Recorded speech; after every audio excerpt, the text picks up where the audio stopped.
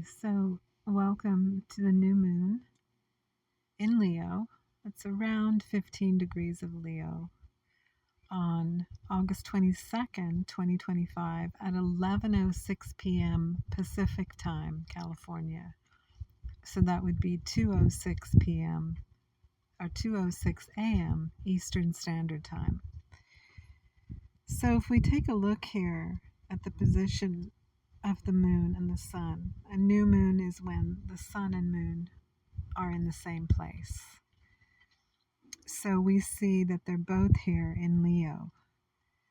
And according to the chart, that's in the fourth house. Now, this will be different for everyone depending on your chart, but just as a general energy that does influence everyone, I'm just going to read the chart as it is. So we have the sun and moon, the male and the female, together in the fourth house in Leo. This is a really beautiful energy, very harmonious. The sun is in its power in Leo. It's the ruler of Leo. And the moon is less so. The ruler of the moon is Cancer, which is the previous sign. So the sun is the ruler here to me in this dynamic. So this new moon will have a dynamic quality to it, a Leo, the heart wanting to take action. And it will have to do with the home and family in some way. It can also have to do with past lives, with the fourth house.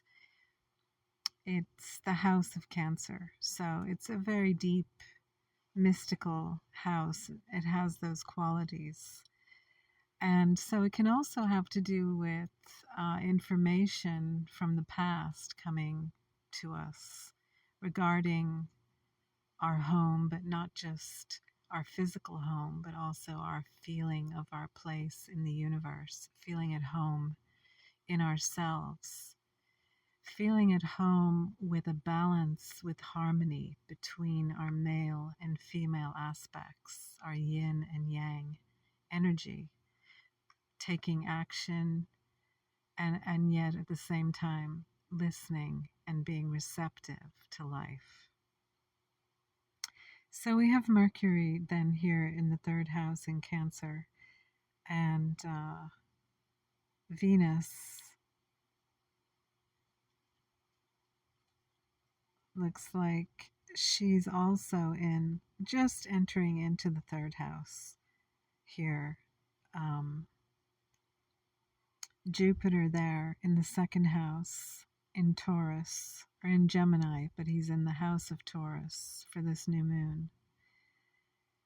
So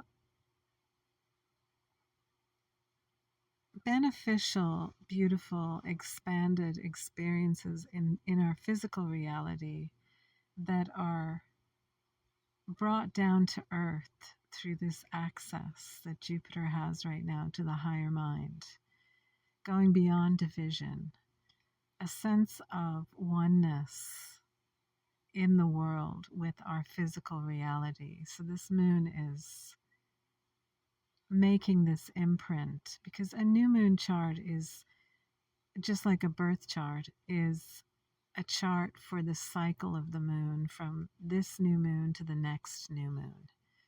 So you could say that this chart is for the next 29 days until we have our next new moon, which will most likely be in Virgo. So with Mercury here in the third house, with Venus and Jupiter right on the cusp there, we could find a lot of communication from the heart happening. Communication from a very deep place within ourselves, Cancer. And Mercury is now direct, so he's been retrograde for the last 3.5 weeks or so. So things that you may have been mulling over emotionally that you haven't been able to express or put into words, you may start to find some way to express that with this sun in Leo being a very expressive energy, and Leo being about a playful, creative, celebrating style of communication. Communicating something that's dear to your heart, that you love. And with the moon right there, it's amplified. That emotional energy, that those feelings around what you love, around wanting to express a more playful side of yourself, that's coming from a really beautiful energy with this Jupiter and Venus in Gemini, and Venus just being on the cusp of Cancer. So she's about to go into this very deep, mystical, sensitive area after being in Gemini, which is very much about, the practical world and our day-to-day actions, but coming up with new ways to do that. And then the higher mind of Gemini being receptive to new information that comes through the heart, through Venus. So it's a very interesting energy, this new moon. I would say that the only thing we have opposing it here is Uranus, who's actually in the first house in this chart, in Taurus. So with that expression of our deep feelings that's happening with these placements down here below, and the benefit, the gifts that come through that. The challenge is up here with Uranus in the first house is to allow ourselves to be different and to allow a new way to come in. To, even if what we feel like what we're saying is, or what we're expressing, or what we're creating, or what we're sharing with this new moon, it's going to feel a little foreign. It might be something you haven't done before, something you haven't shared before. And with Uranus here in the first house, this is part of what's happening with this new moon, is there's a new sense of self coming in.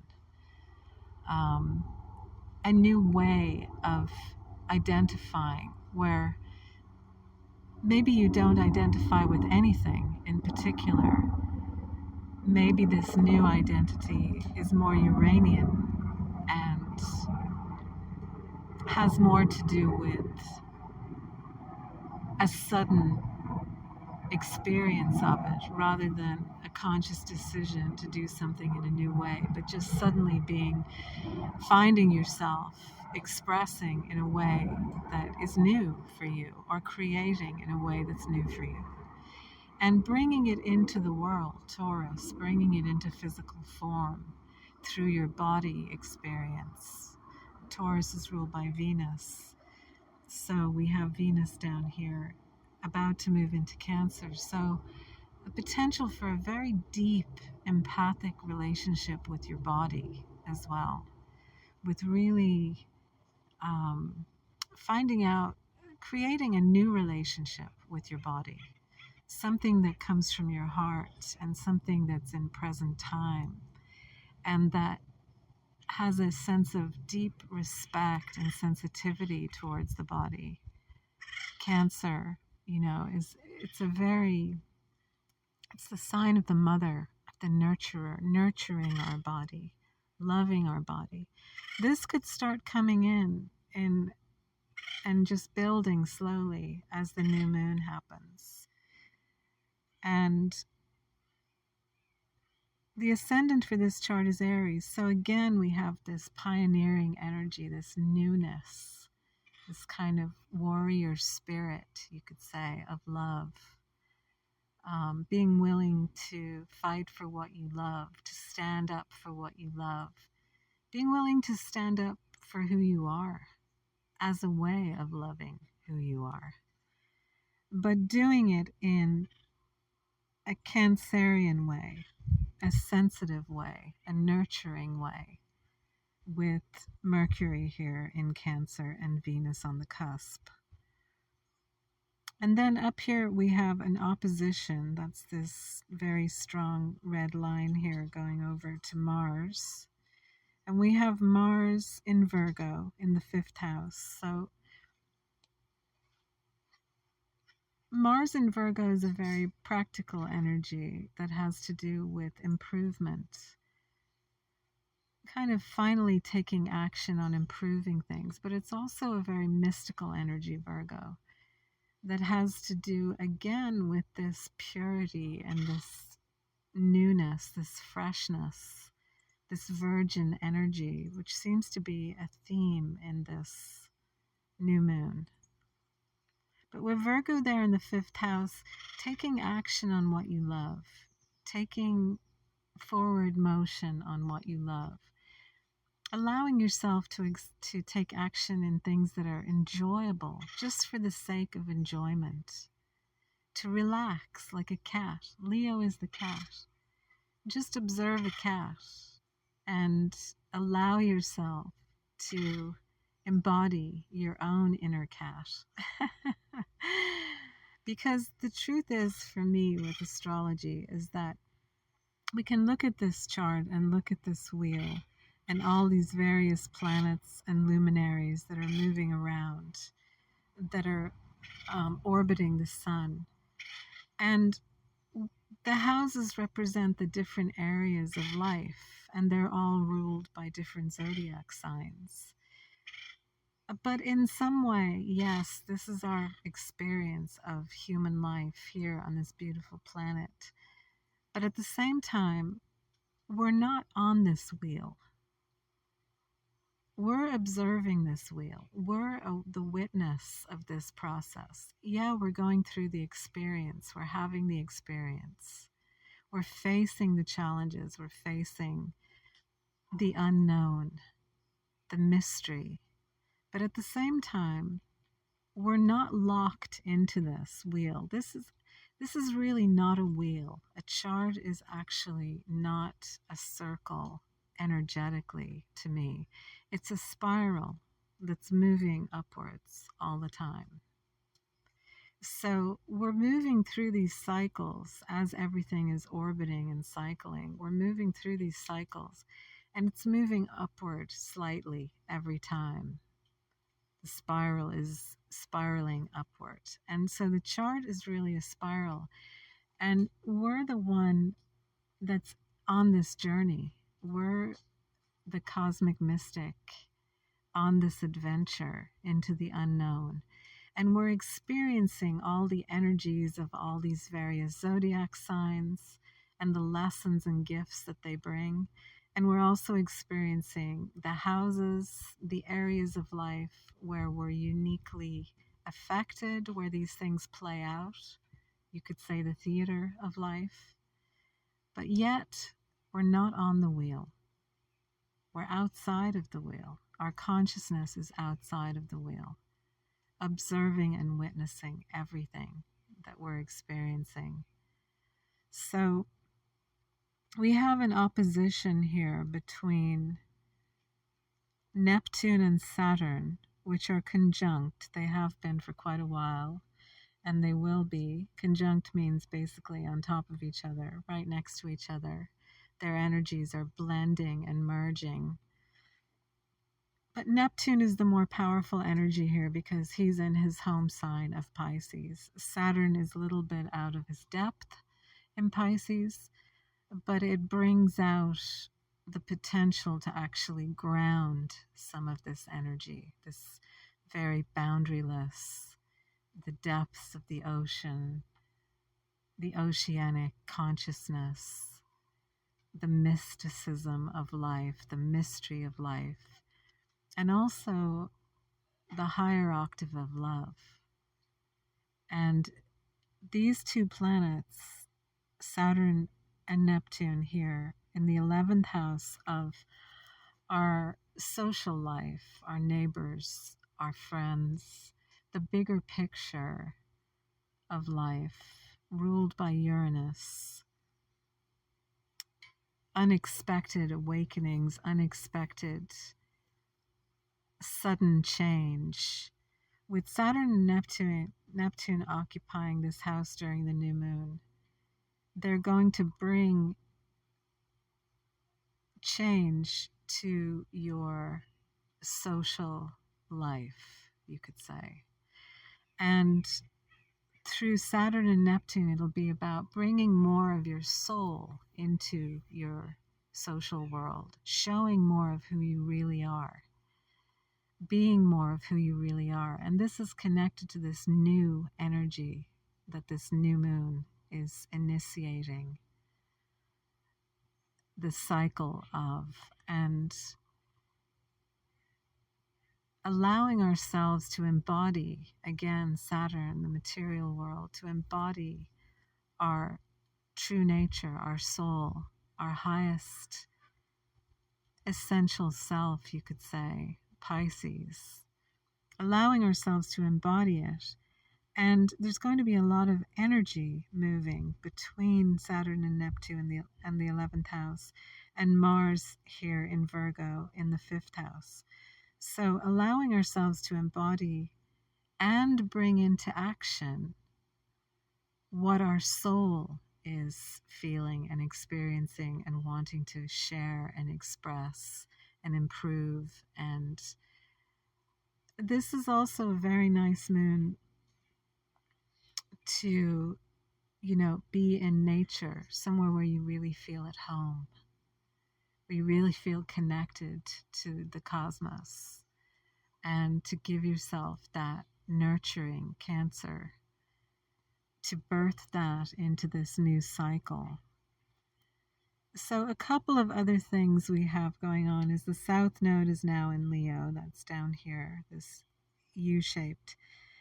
It's still in the 5th house in this chart. So there could also be memories of what we have loved in the past, or even people we have loved in the past, showing up or coming back into our awareness at this time.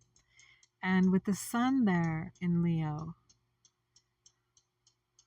you may feel the need to take action in this area, but I would say, with it being the South Node, take a more receptive position.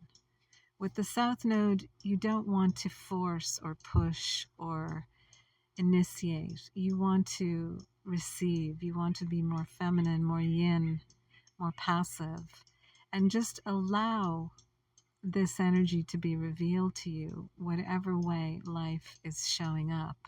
Staying conscious, the sun in Leo, of your heart and your experience.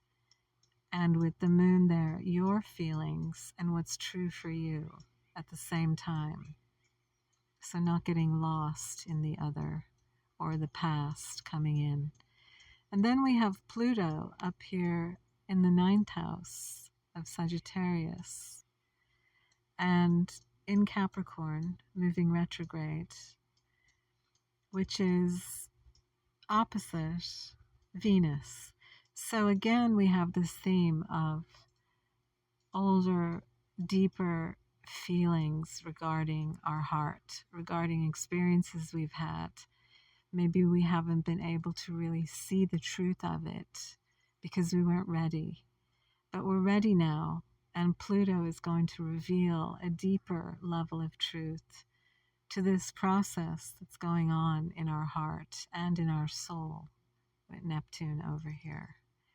So I would say, all in all, this new moon is an opportunity to get in touch with feelings and get in touch with our heart and our body from a very loving, self-loving place, and allow ourselves to embody and express whatever new energy is coming into our awareness, and to give birth to that, to give life to that, while at the same time allowing ourselves to show up, you could say, in a more soulful way in the world and in the bigger society and in our experiences with the other, allowing ourselves to have a bigger picture of that and to bring our soul out into the open and express and share that, Leo, courageously with the ascendant over here in Aries and Uranus in Taurus. Just saying yes to what shows up in life and staying connected to our own feelings and our own truth and being true to that at the same time. So, looks like a beautiful new moon to me.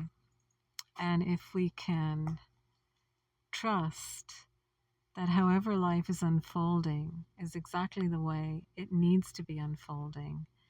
And if there are challenges that we're experiencing, look and see, use the depth of Pluto's. What am I learning? What is the universe mirroring to me through this experience that's showing up in life?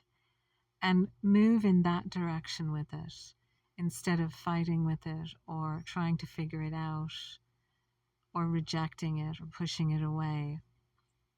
Be open to the opportunity that it's bringing to release you from things that are no longer true for who you are now.